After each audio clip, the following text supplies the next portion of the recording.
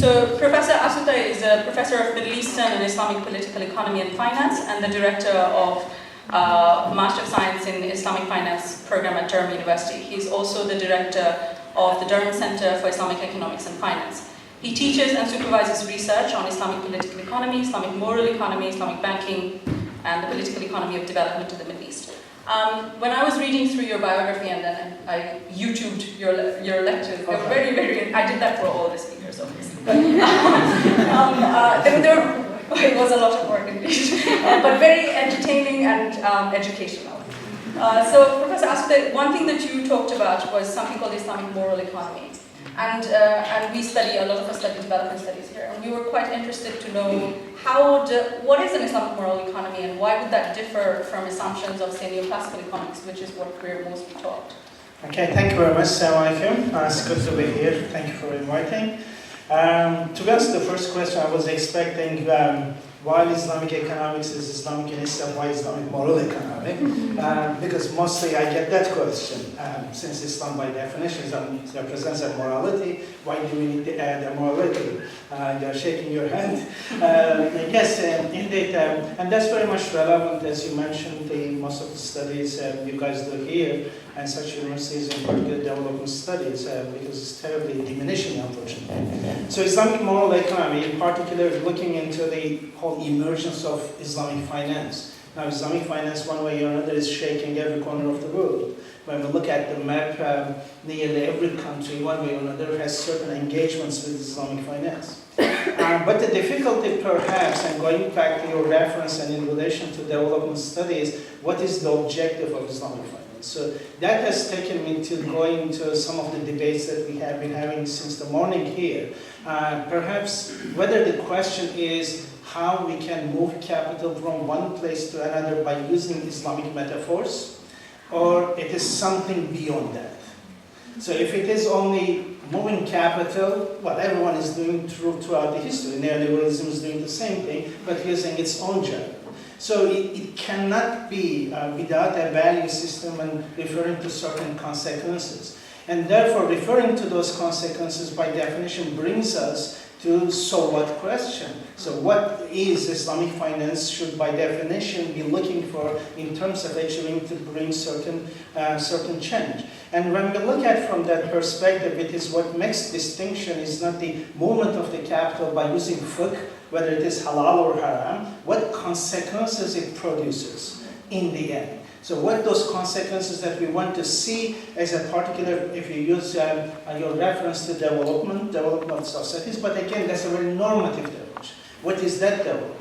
And therefore, the whole constitution of Islamic worldview, again, worldview is controversial, but I'm not going to go into that for the time being, but going into the ontological base and looking at what could be the objective function of an economy. And through which, therefore, we can constitute something authentic. That search for authenticity, by definition, takes us beyond just movement of the capital, but essentializing of certain qualities that we want to see in a society. And therefore, rather than just using the jargons of Islamic economics that has been around since in modern times, since 1940s, or Islamic finance, which is just the Islamization of existing neoclassical economics, and as Professor Shendi was referring, just putting Islamic in the beginning or having the utility function, but then without debating, can Islam sustain a utility function? Would that be possible? No, because utility is a product of a particular ontology and referring to a particular human, a particular definition of human. So if that is the case, but Islam with its ontology defines human in a different way. So what can be the objective function? And therefore looking into what you end up perhaps not the utility function or the Islamic utility function, but you are ending up a falah function. Okay? That falah function, if I use the word falah of course, that falah requires a very pro-social individual looking after not only maximization of his or her benefits and utilities, but beyond that, concern with others, reciprocity, the importance of that, looking after on top of that, the hereafter, the consequences. So therefore, looking at that from that perspective is very much the normativeness of Islam as expressed by the morality of Islam as a consequence has to be considered in the process beyond, unfortunately, what the founding fathers have forced us into the thinking of this narrow Islamic economics, which is the Islamization. Very much the Islamization of the existing, rather than going beyond and constituting a new paradigm. And in this paradigm, therefore, looking at the issues from that particular perspective, when we look at from that perspective, therefore, the riba prohibition cannot be just facilitating the movement of capital from one place to another as the fiqh has been doing, but it is beyond that. It is decentering capital, saying that, look, capital, you have been very dominant on everything, such as the neoliberal economy has been doing. So we have to bring it down to the same level with these other stakeholders that Allah subhanahu wa ta'ala created. Human beings, okay, the environment, the land, labor, and etc. All of them are stakeholders, and in this stakeholder, everyone has equal right. None of them can dominate. In other words, we are saying that we want to overcome the hegemony created. So because Allah does not accept hegemony of any other stakeholder on the others. So therefore, capitalist understanding of hegemony created through capital, which unfortunately Islamic finance have been replicating through legalistic terms and the norms. They are saying that no, we want to create a new paradigm. So meaning of prohibition of interest is not only facilitating the existing structures Islamically acceptable, no, it goes beyond that, a new political economy. Have to constitute a society, a particular social formation within the value system of Islam so that that authenticity can come out. And therefore, Islamic moral economy as a project, as a paradigm, refers to that authenticity search beyond imposed either fiqhi or the legal constraints or Islamization project that has been unfortunately around. But so this is very interesting because this is a very value-laden theory that you're suggesting. Why would somebody who's not Muslim accept those values and go like, yep, Islamic moral finance is the way to go? Okay, that's a very relevant question, and I get that a lot. But at the same time, I hope we are not suggesting that the existing economics that we teach around here as well is not value-free. Somehow there is an assumption, unfortunately, in the Muslim world as well, when we talk with colleagues, when we express such views, there is that hidden assumption that as if economics is value-free. No. Everything that we do in terms of economics, because every day we use our cards, we are essentializing the hegemony of capital. Every day we do. So therefore, that we have to establish. The economics, like any other social sciences, is not value-free. It is constituted through a particular understanding and values of a particular system. So this embedded, as Polanyi in his great transformation would refer, market system as a system is entirely disembedded. It does not represent the values of the societies in which it operates. Therefore, wherever I go, I always ask that question, what is the term in your own language for bank? It's bank. It's an imposed reality. Okay? You do not have any authentic word in any language that we have around us for bank, because it's simple. And that directly indicates that it is entirely disembedded reality. So in referring to that disembeddedness, therefore, we are aiming from the Islamic position to consider a particular authenticity, saying that there is another paradigm here. But the issue, of course, interaction with the rest of the world. And strangely enough, I should say that in our Islamic finance program, we get non-Muslims as well.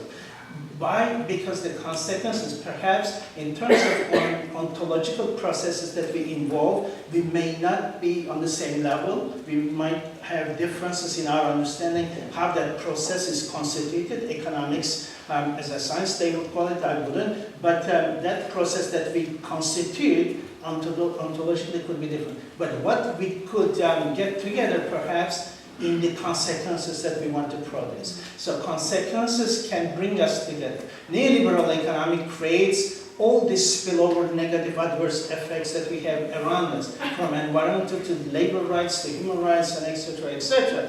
The financialization of the economies. Each one of us have become financialized slaves. And when you respond to such issues, there are quite large number of new audiences emerging from climate change movement to financialization, responding to financialization movement. I mean, look at in the world how many capital cities currently are shaking because people are not happy with the neoliberal consequences. And therefore, the consequences that we want to produce, rescuing human, rescuing land, rescuing labor, rescuing capital even, it is becoming a common discourse around which I can rationalize that, if I use the word rationalize, in a particularly ontological position through Islam. The ethical guys, whether they are atheists or humanistic, whatever it is, they can rationalize that through different, but we in the end can come to a certain understanding that there are common issues here that we have to respond. And those common issues are, as this young girl mentioned, is undermining the future of her, Greg.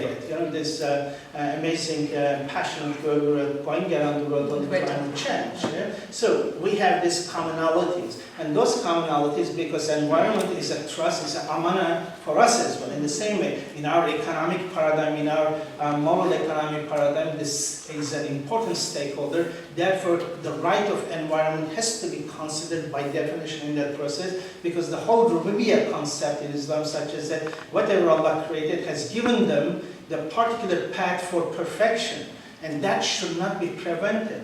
It's haram. And therefore, that brings us together, the commonalities.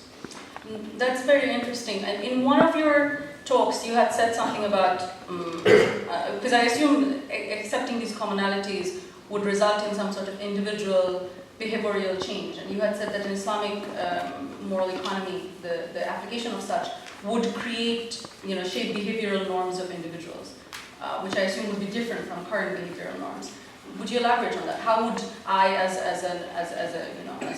labor or as a laborer or a consumer, change my behavior if an Islamic moral economy framework was in place? Again, that's an important, a question.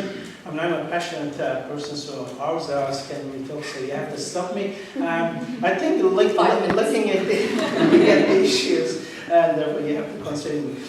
Looking at how this can be articulated, because when we talk about Islamic moral economy, everyone directly refers to a macro system. Yes, it is true. There has to be a macro system in which institutions have to emerge in an organic manner rather than transplanting institutions. By saying that, I'm not referring to Puritanism. History, one way or another, is a hybridity. The different civilizations borrowed from each other, different institutions. But the good thing in history was that there wasn't any domination. Okay, there wasn't. In most part, there wasn't an hegemonic power saying that, look, you have to, because the nation states were not there to institute that. The whole periphery had the chance of constituting their own emergencies. However, in the current structure, you have neoliberalism, in particular since 1979, has been imposed with the Washington Consensus on the rest of the world. So you have this particular. So therefore, when we refer to Islamic moral economy, indeed, it refers to a macro system, how a macro-systemic understanding can be developed, although Islam or Quran, for definition, does not provide a template of Islamic economic system, but it does provide a cognitive system, and through which we can bring together and constitute a system. That is what we are aiming at with Islamic moral economic paradigm attempt. But beyond that, of course, an important part of which I essentialize is the behavioral norm. Because in order for system to be able to function the way we want to function to produce such outcomes, emancipating individuals and empowering individuals, as Islam would suggest, in order for that, people need to have certain behavioral norms. Okay? So therefore, when we look at that cognitive system I refer to, mainly relates to the behavioral norms. Okay? Those behavioral norms directly suggest and directly have consequences on the way we consume, the way we produce, and the way we distribute. In other words, Islamic moral economy, therefore, within that, would suggest that, look guys, we need to have a modes of production, how to organize the society around the resources that we have. And in doing that, that cognitive system of knowledge will determine how that happens, rather than essentializing capital, as capitalism has been doing, or labor, as socialism has done in the past, looking at all the stakeholders and their rights, how it can be.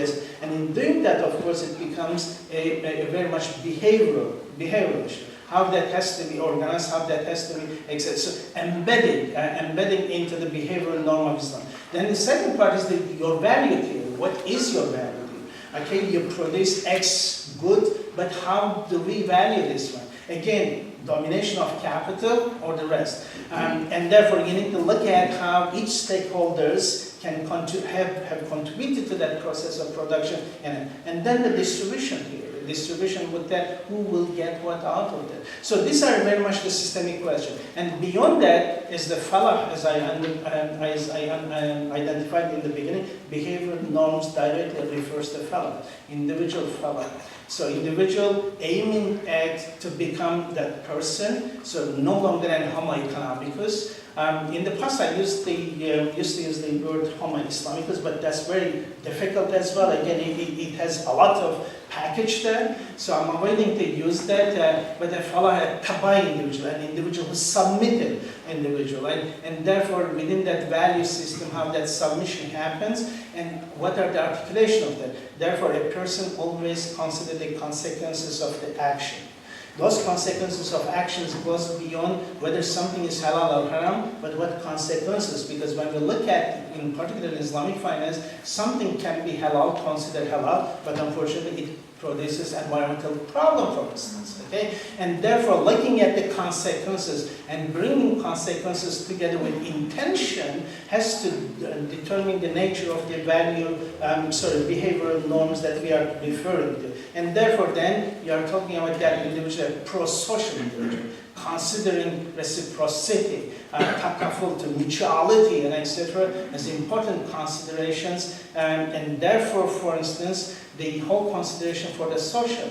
Zakat, for instance, in the Islamic modes of production, you can determine what labor, capital, and etc. will get, but at least Allah subhanahu wa ta'ala with zakat directly tells you that, guys, according to the resources that we have, you can determine, but when it comes to the right of the society, it is the zakat. You cannot debate that. That has to be by definition there. So it shows that behavioral norms have to evolve around that particular concern for the social good, essentialization of social good.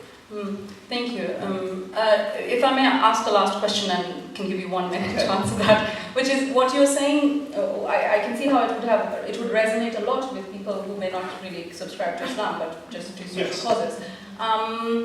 But when you, in practice, because we are talking to people who will become academics, in practice, when you have said these things in academia, how have they been received? Well, that's the usual thing, you are an utopian. Okay. but utopia, unfortunately, in our current academia is perceived something very negative. No. The realities are constructed by those people who had utopias. Okay? So that's the reality. I mean, you look at hundreds of years ago, the utopias that we were talking, they are the realities. And even Islamic finance looking, yes, I have a lot of misgivings on the operations of Islamic finance. In 1990s, I do recall that BBC called Islamic finance as voodoo economy. And today, BBC gives everyday reports on Islamic finance. So therefore, I don't take that as an offense. To be honest, I enjoy, and I want to see my young brothers and sisters to be more utopic than me, okay? Because unless we go beyond these constraints, academia and other constraints that we have around us, they tell us that, look, economic, bank, you need to have bank and etc. They have been forcing us to confine us to this box. I think unless we get out of this box, unfortunately, the neoliberal hegemony is going to enslave all of us, and unfortunately, we are going to see all those consequences together. And therefore, it's not utopic in a terribly negative sense, but it is a project. I call it a project. And in this project, not only Muslims, but there are plenty of other people out there. We can get together and work for the betterment and the goodness of the world. At the end of the day, it's the good society that we are aiming at, through individuals, committed individuals who aim at to make a change in the world. Okay. Thank you so much, Professor Asutay.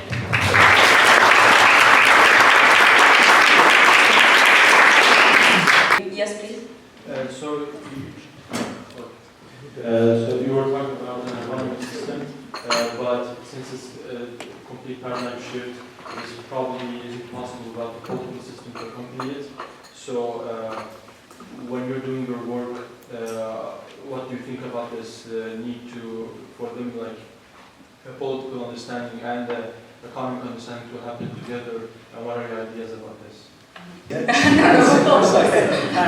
it's a very valid question. It's very much important. Therefore, my research as well as the teaching of so-called Islamic economics, it is Islamic political economy. Because it suggests a particular order, particular worldview, and locates human within them. And however, we have a global political economy in the world, which does not recognize, unfortunately, any difference. It just crashes anything comes in front. Okay? Islamic finance, they told us, look guys, okay, you are good and etc., but in order to fit us, you have to give up this value system that you are referring to. And therefore you have to look into how to move capital from one place to another. As long as that's halal, that's it. Don't bother with the rest. And therefore, the global political economy doesn't allow, unfortunately, those excesses to prevail. And therefore, perhaps just as I told you, but Marxists would hate socialists more than the capitalists because they facilitated that process which is happening to us as well. But beyond that, I think one issue, as we refer to behavioral norms in the individual level, how that change can happen towards a larger change. Secondly, the importance of civil society. How civil society historically, because we didn't have nation state and the system as such, how civil society one way or another generated different forms of moral economies in the world, but in the periphery of the Muslim world as well, beyond Istanbul, Baghdad, Cairo, and etc. Looking at those examples gives me strength that civil society should be an important source of generating this new emergence. And when I look at countries such as Indonesia, where civil society is stronger rather than heavily manipulated by the state, you can see that different emergences has taken place, such as in Indonesia, in relation to economics and finance issues, rather than waiting for the state come one day and establish Islamic banks and etc. So those moralities, how they are expressed in the civil society through the behavioral norms, I guess if we could create these disruptions in the systems, hopefully one day. Allah knows when. Thank you for that. But I'm hopeful.